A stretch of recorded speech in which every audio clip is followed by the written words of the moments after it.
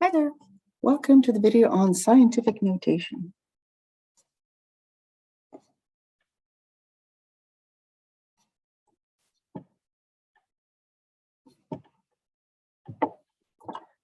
And it's just a way that scientists deal with really big and really small numbers. The most common one, and why I bring this up,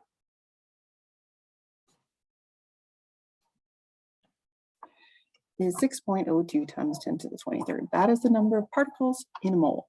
So this is, hopefully we get to it in chemistry, okay? Because a molecule or an atom is way, way, way, way too small to deal with. So somebody named Avogadro said if we put this many together, we're going to have a heap or a pile of it, and it's going to be big enough that we can measure it all. So what does this mean? Well, this literally means 6.02 times 10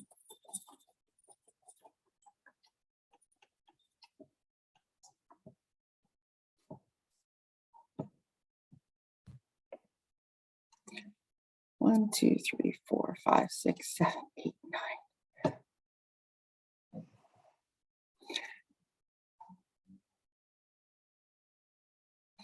I thought I would have the energy to write that, but I just don't. It's not worth your time or my time. But if you put your calculator and you punched in 6.02 and you went times 10 times 10 times 10, 23 times over, you would have that exact value in your calculator. Okay.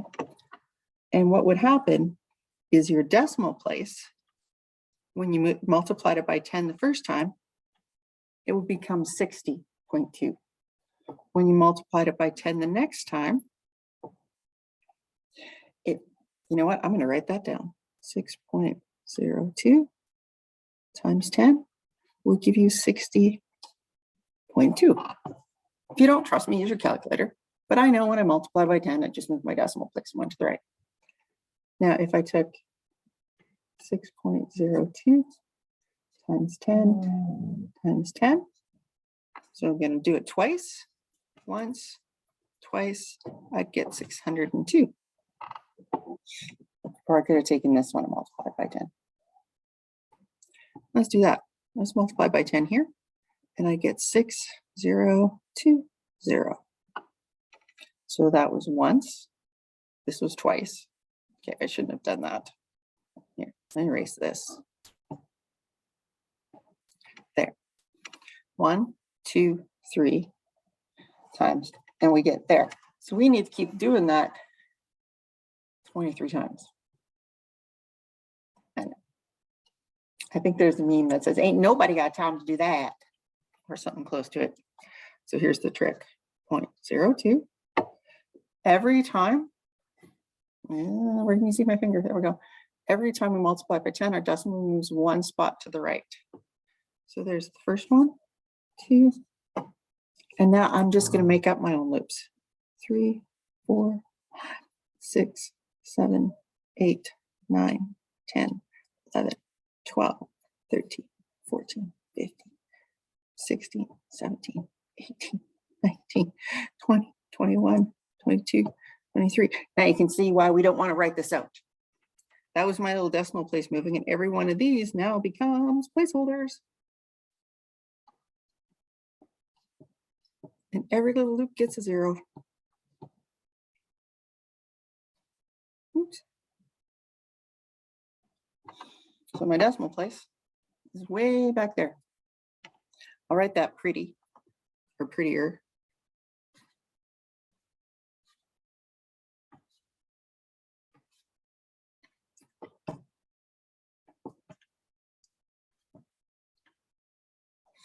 I've done this enough. I know there's 21 zeros after it.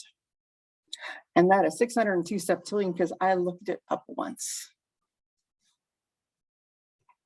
So I'm hoping you're seeing that this is way easier to deal with instead of having to do that. Besides, if I try and put that in my calculator, 6.02 times 10.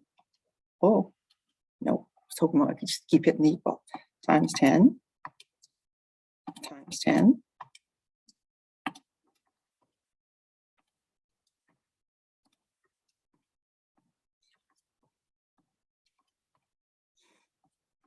some point, whoops, nope.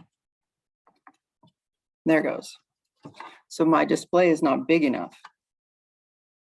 So once I hit 10, it flips over to the alternate form. If your calculator is flipping into scientific notation after, like when you're at 5,000 or you multiply by 10 2 or 3 times, come talk to me. There's a way to reset them. There's different settings for calculators. And usually it should go about 9 decimal places and then it'll kick over. If you have your phone, you have it sideways, you get a whole bunch more. But you're still going to need to know about scientific notation. Okay, anyway, ta-da, that's what it's all about. I don't want to do ones this long because that takes a lot of work. But because I believe if you can do this smaller ones that are, you know, something like 5.89 times 10 to the 6, you can do the big long ones. We just don't need to. The process is the same. All right, so this part tells you how many places to move decimal.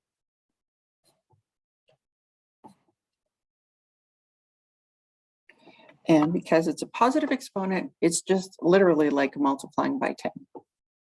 So I'm going to move it 6 places. So 1, 2, 3, 4, 5, 6.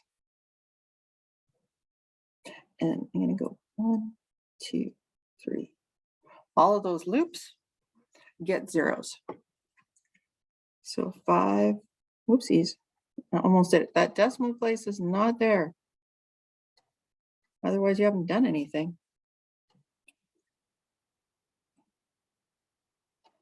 So 5.89 times 10 to the 6th is the same as 5,890,000.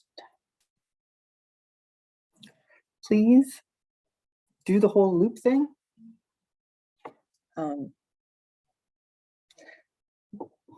It's just easier because then I can give you part marks if you do make a mistake. Otherwise, I don't know how you're getting your answers. It's as simple as that. All right. So 4.734 times 10 squared.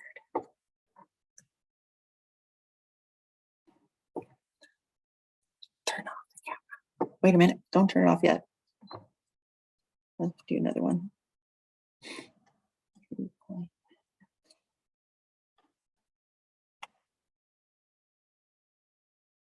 There. Okay. Now turn off the camera and give it a shot. I want to trust that you did. So this tells me I'm going to move it 2 spaces to the right. In other words, I'm essentially multiplying by 10 twice. So there's 1, 2. So that's going to give me 473.4. And I did that one specifically. You don't always end up going to the end of the number. Sometimes, if it's only times 10 squared, then it's only times 10 squared. So 2 decimal places. This also becomes really important in physics and in chemistry too, when we start talking about significant figures, like how many numbers do we need to record all the time? There are some rules when we get into physics 30 and chem 30, maybe even chem 20. Anyway, whatever. There we go. All right. How'd you do on the next one? Okay, so I'm going to move 4 decimal places. Go 1, 2, 3, 4. So 3, 9, 1, 2, 3, and so 39,000.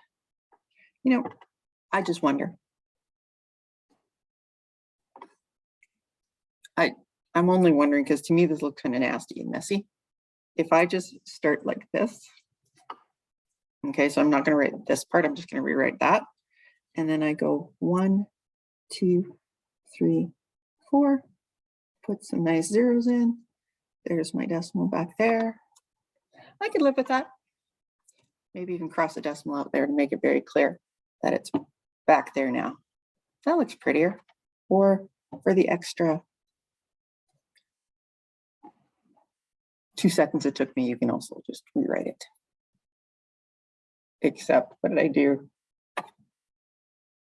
I threw one too many zeros on the ends. Should mention. So this was 10 to the 6th up here, and there was 4 zeros. This was 10 squared, and there was no zeros. This was to the 4th, and there's 3 zeros. There is no relationship between that little exponent and the number of zeros at the end. So don't try and make that rule. It does not exist. That 10 is telling you how many decimal places you got to move the decimal place.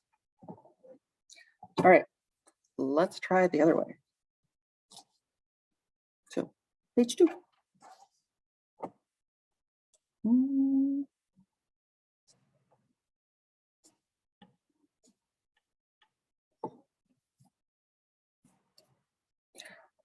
Now, where is the decimal place? I didn't write one. If there isn't one, it's always understood to be at the end of the number. So you can always put one at the end. Now, I forgot to mention it when we looked at all these, but if you look at the first part of these ones, all right, 6.02, 5.89, 4.374, 3.9, that number, it would help if you could see the last ones. That number at the front has always got to be between 1 and 10. So I don't know who invented scientific notation. Thank them for doing it. Okay. But somewhere along the way, they said, okay, let's make this look consistent. So the rule is you always move your decimal place far enough so the number at the front is between 1 and 10. Or if you want to get all technical, there is, now I have to think, there is one non-zero number to the left of the decimal. That's a technical phrase.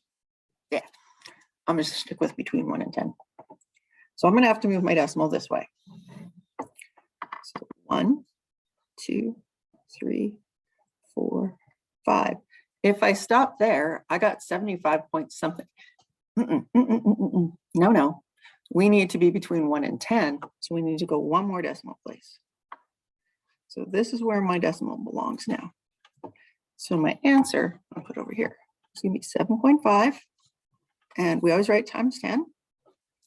Now, if I had been paying attention, I could have counted as I did this. 1, 2, 3, 4, 5, 6. And there we go. So this part's between 1 and 10. This is the number of decimal place. That's your moves. That's all there is to it.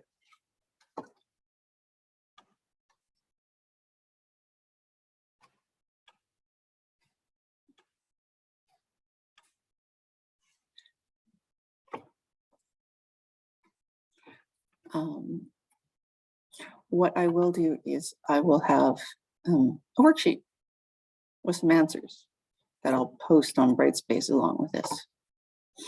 I don't have one right now. Me. All right, so number 1, where's the decimal? It's at the end. Now I'm going to move it back and I'm going to go 1, 2, 3, 4, 5, 6, 7, 8, 9, not far enough. 10, not far enough. 11, perfect. So 4.85 times 10 to the 11. Don't start rounding here. Whatever you have here at the beginning should be over there. Even if it was like 6 numbers long, just write it all down. No rounding.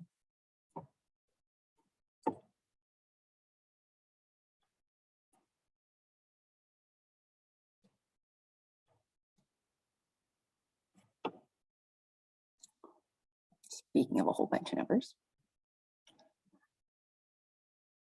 I'm trying to think of a reason I would actually take that specific number and turn it into scientific notation. My answer is not unless I'm teaching a lesson on how to do scientific notation. You wouldn't normally do it, but let's do it because it's easy. There's my decimal. Okay, don't have to put it at the end, it's right there. I'm going to go 1, 2. So 8.6395 times 10. Oh, I forgot already. 1, 2. There we go. Please be kind to me. If I have to mark a whole bunch of these are already trifocals. I can't get better glasses. So make your decimals nice and big.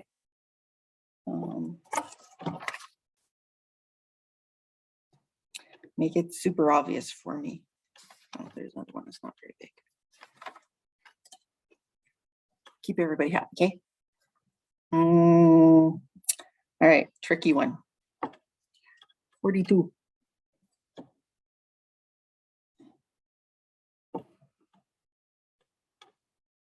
An 8. Now, if I couldn't find a reason to change this into scientific notion, this is just practice. That's all it is, practice. I bet you've got it done already. Decimal here.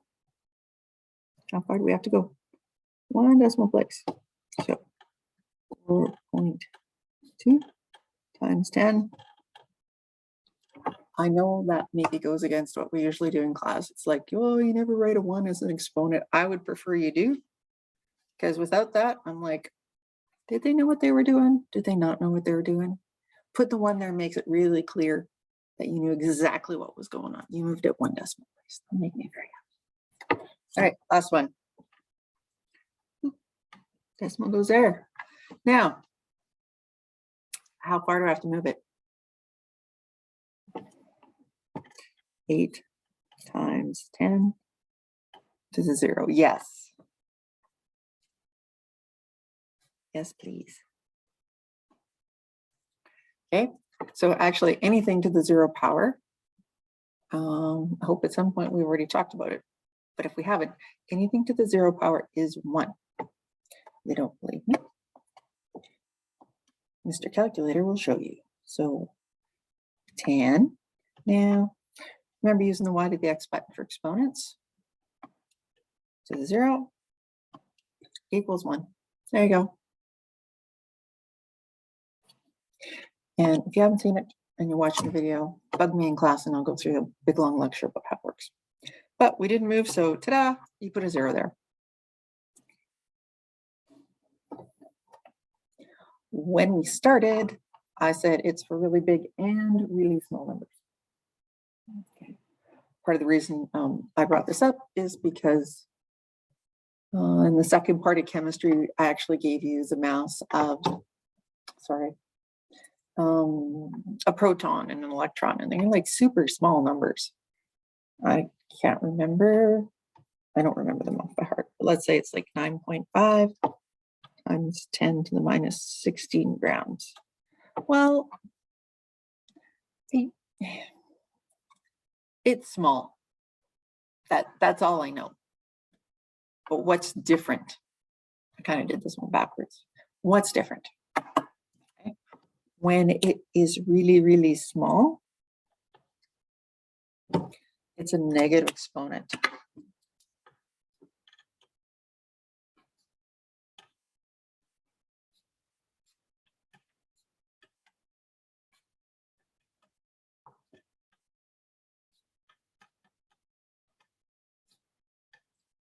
It's going to be less than 1.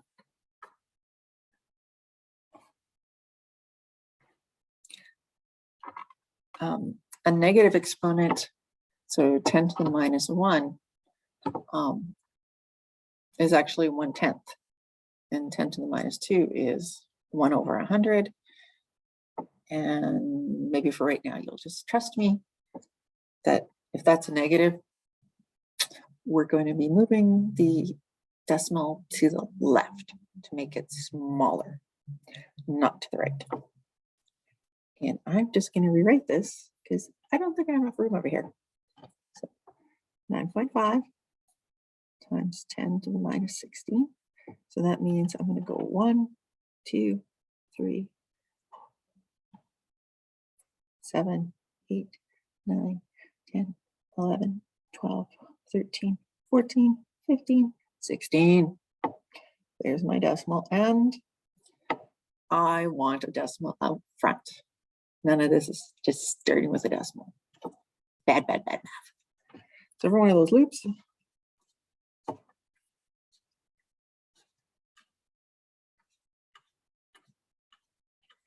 gets a 0. So if I write it nicely, 0.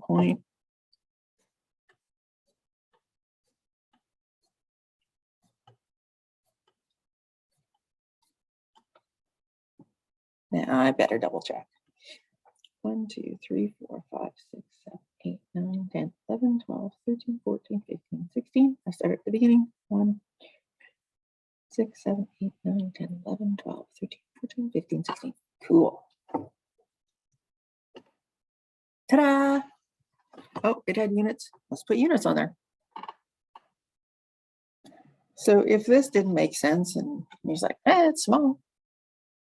Look at all of those. So now you know it's really small.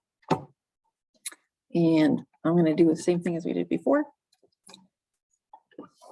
Yes, we can use big numbers, but if you understand on relatively smaller numbers, it's easier for both of us. So 6.42 times 10 to the minus 7.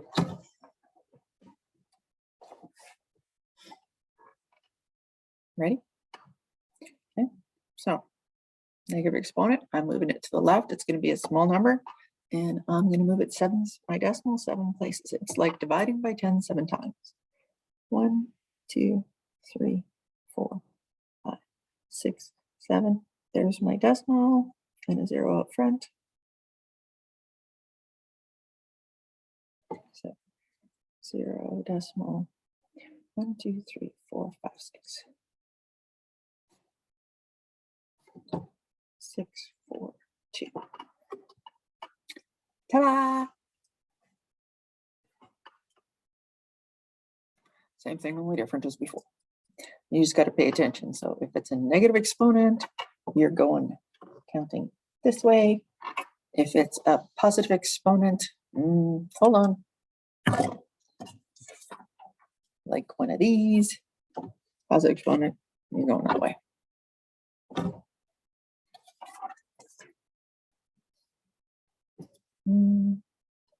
I guess we should check the other option because we're starting in scientific and we're going to, I don't know, decimal notation. I don't even know if it has a name. Let's start as a decimal, 0.0036. All right, so the rule is still the same. I need to move my decimal until there is only one value, one non-zero number to the left. Okay, it needs to be between 1 and 10. So 1, 2, 3. So that gives me 3.6. I don't want to go any more because that's 36 and that's too big. So 3.6 times 10. And yes, I do need that times 10 every single time. And I'm at 1, 2, 3 spaces. So I'm going to put negative 3 because I went 3 spaces to the right. I have to think about that because I don't think in terms of left and right. I think in terms of the number was small, negative exponent, done. So let's try it. 0.